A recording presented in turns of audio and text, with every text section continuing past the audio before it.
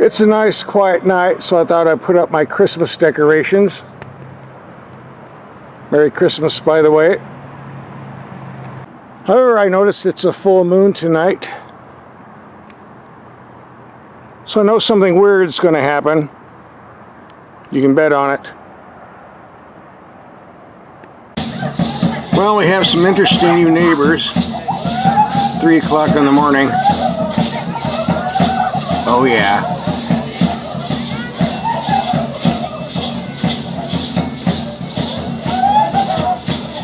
Well, I thought my neighbors were noisy, but nothing compared to what comes out of this exhaust.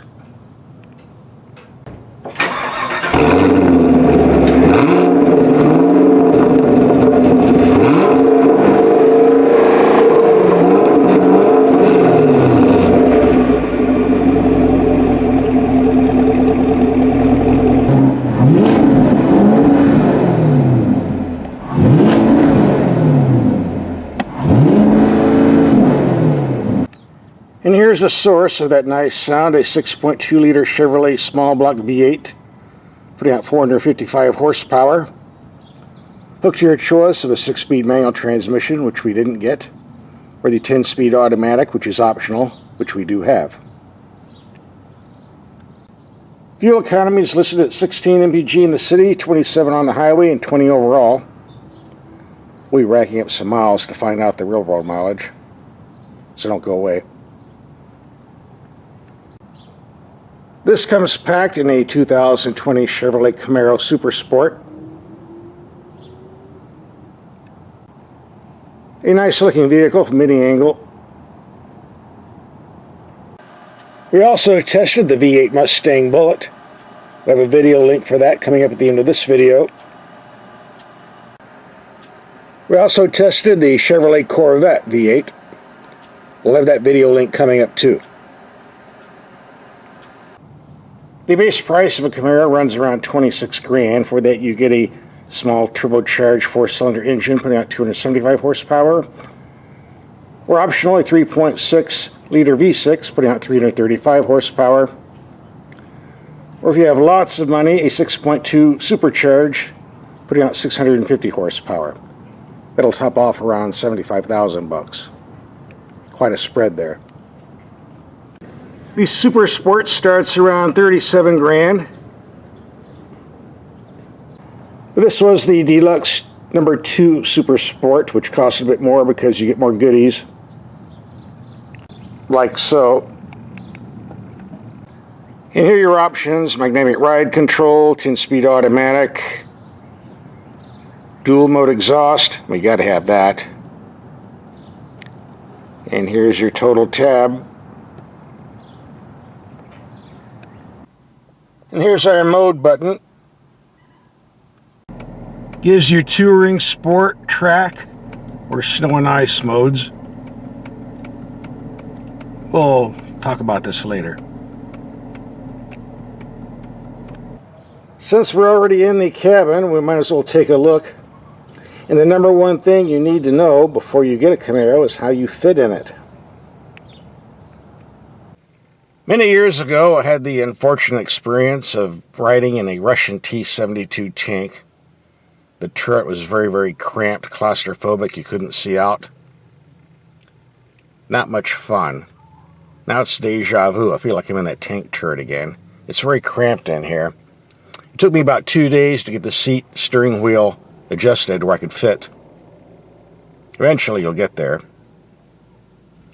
Then you have the visibility. The front's not too bad, but the side view's pretty cramped, and the rear view, not much there. Better keep that window clean. Like I say, it took 2 or 3 days to get used to this, but once you get settled in, you'll be fine. Unfortunately, those sitting in the second row seating have no chance whatsoever. With the front seat all the way back, there is 0 leg room. In here, in mid position, they got about 4 inches. I don't think this was intended for real humans. But there is an advantage with the seating arrangement. If you have out-of-town relatives that won't leave, or friends always mooching a ride you don't like, Just stick them back here, take them for a 300-mile trip. I guarantee you they'll leave and never come back again. The materials and workmanship of the Camaro cabin's a bit on the cheap side, but you have to cut costs somewhere if you're going to sell a vehicle for $26,000 so I wouldn't complain too much. We do get a nice gauge cluster, a decent sized glove box, simple to operate climate controls, and you adjust the temperature by doing this. Clever. Not much storage in the trunk, listed at 9.3 cubic feet. Naturally, there's no spare tire because there's really no room for one. Although I think GM didn't give us a tire, more to save money than anything else. That's why I have my tire repair kit. If you're leaving town, I suggest you get one too. Alright, enough show and tell. That's the first half of the video. Second half, we're going to go out and do some driving. We'll start by taking these headlights out in the dark and see how they do. It's dark enough. Let's take these headlights out and see what they do. Kind of tiny. Here we have the low beams on the wall 100 feet away. Pretty bright. Good height. Go to high beam. Definitely bright in the middle. Here we have the brights on the building 300 feet away with the chain link fence in between. Good height, good spread, good brightness, no complaints here. Go to low beam. Just barely reaches out. Considering the small size of these headlights, I'd say the performance is excellent. I'm not complaining. I don't think you will either. And as we can see on backcountry roads, the brights do an excellent job. That's about a half mile away. Low beams. High beams. If you do a lot of driving at night, especially on tight mountain curves, these headlights do just fine. In fact, the car does just fine. It's really hugging the road. I think we're going to have a lot of fun with this one.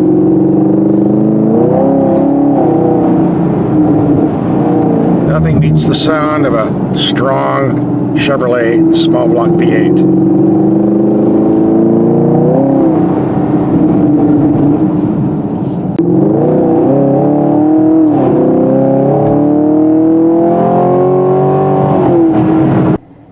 Here's another reason to have good headlights out in the middle of nowhere, especially when the road has been closed because of flooding. Guess we'll have to turn around and go back in the daylight to resume this test.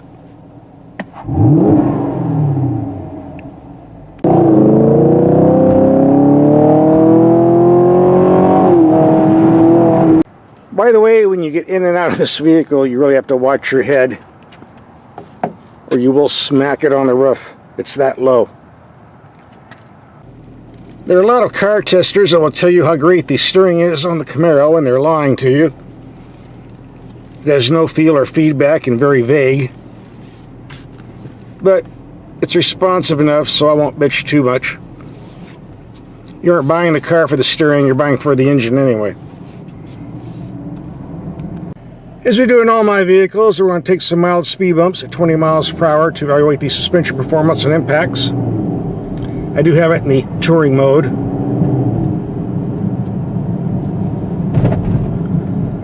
Well, I heard it, but didn't feel it too much. Here comes number 2. That was smooth enough. Number 3. Here comes a nasty one. Yeah, I felt that. But you need a stiff suspension when you're running 455 horsepower. It's pleasant enough. Let's try that again in the track mode. I can see the steering is definitely heavier. Bump number 1. Yeah, I felt that one. Number 2.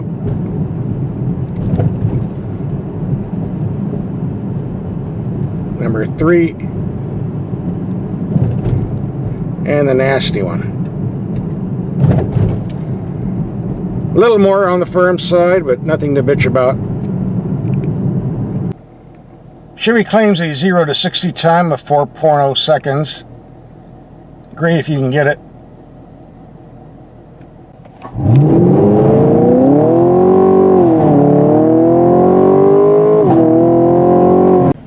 I see we have something called launch control for a quicker 0 to 60 time.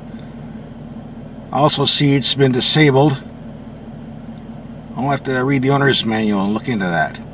Although I think this vehicle's fast enough as it is. Alright, I looked it up. If you want to use launch mode, you press this to put it in the track setting. Then press this twice. And there you go. You're now in the competitive mode. Hey, come back here with that. Oh, disconnected it. Well, you get the idea.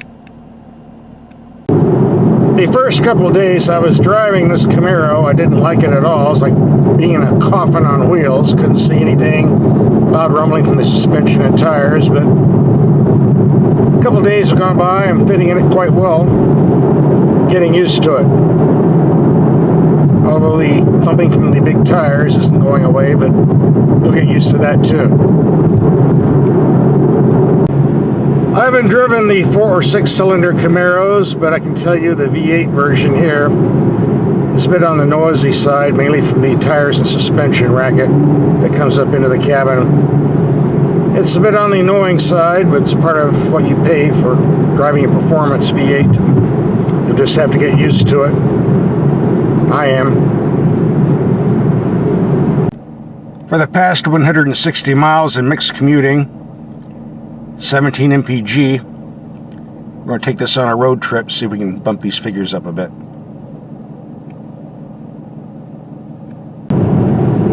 We're coming to the end of our short highway trip, trying to keep it around 75 miles per hour or less.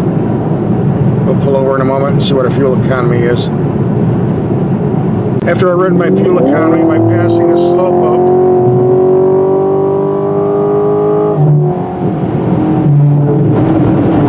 I think my fuel gauge just took a plummet. Well, there you go. Short 35-mile trip, 25 mpg, about what they claim. If you watch my videos, you know what's coming up next. Tommy the Toad. If you don't stop and say hello, it's bad luck. Awful big out here. Now we can go. For the rest of this trip, fuel economy is not a concern. We're just interested in driving.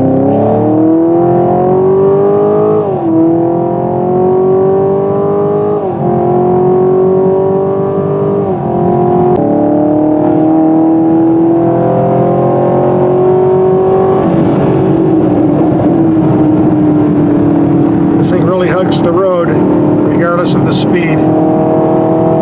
Very impressed with the stability. By the way, I have this in track mode. That's why it's so loud.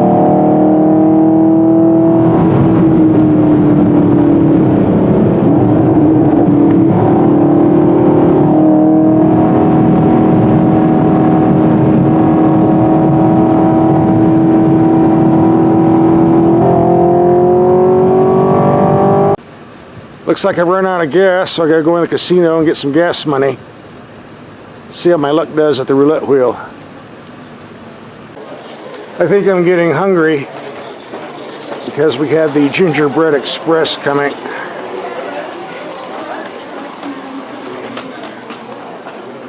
Wonder if they'll notice if I snag a piece. Well, once again, I broke the roulette wheel, got my gas money, so let's put some fuel in the car, hop in, and continue our trip. Well, you've already seen the frog, now you have to say hello to the duck.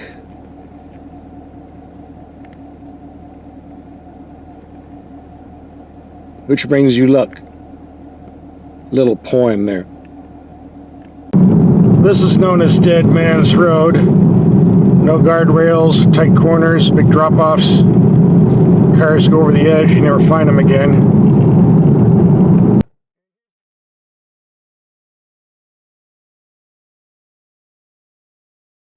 Fortunately, this Camaro hugs the road pretty good. I don't think we have a problem going over the edge. In fact, I'm very impressed with the performance. Right now we've got the vehicle in track mode. Makes for a louder exhaust and stiffer steering and a bit more fun.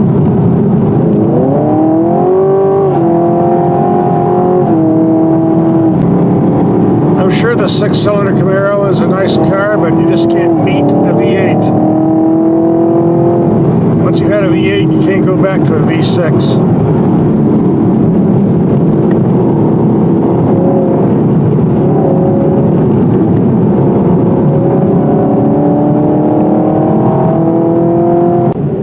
Our country road trip is over. We're coming back into town. Now we'll get our total mileage along with the total fuel consumption figures for a long one-day trip. So here are the official figures for the trip we took today, starting at 7:30 in the morning and at 4:30 in the afternoon. Driving the city, driving on the freeway, going uphill, downhill, driving fast, driving slow, taking tight corners, taking straight roads, every driving condition you could imagine. 336 miles, 18.3 mpg. Our goal was to rack up 600 miles in 1 week of driving in this Camaro. I see we've accomplished that, so time to wrap up this video.